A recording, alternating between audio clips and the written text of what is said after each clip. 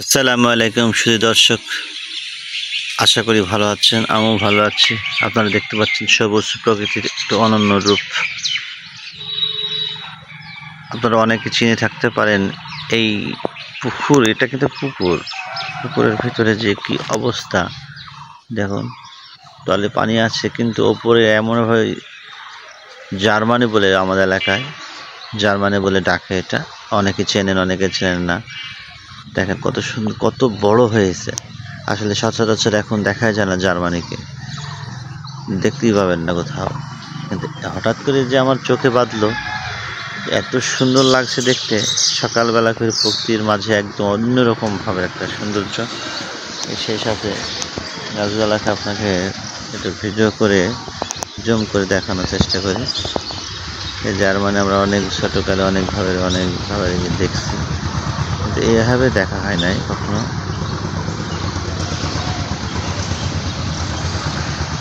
মনে করলাম আমার বন্ধুদের জন্য একটু ভিডিও করে রাখি।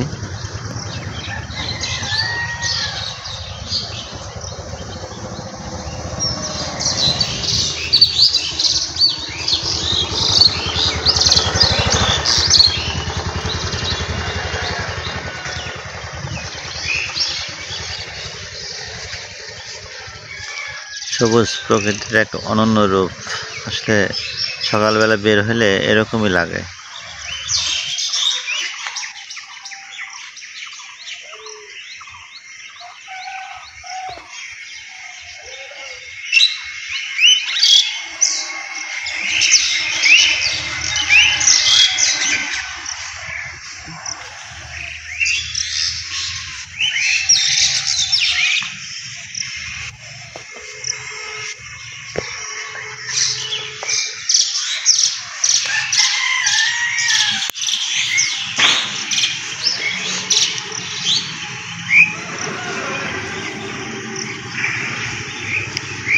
আমাদের এলাকার সর্বোচ্চ বৃহত্তম অনেক বছরের আগেকার বাগান এটা। আম বাগান বললে সবাই চেনবে।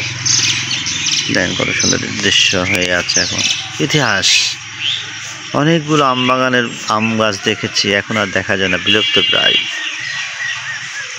কয়েকটি গাছ কালের সাক্ষী হয়ে দাঁড়িয়ে আছে।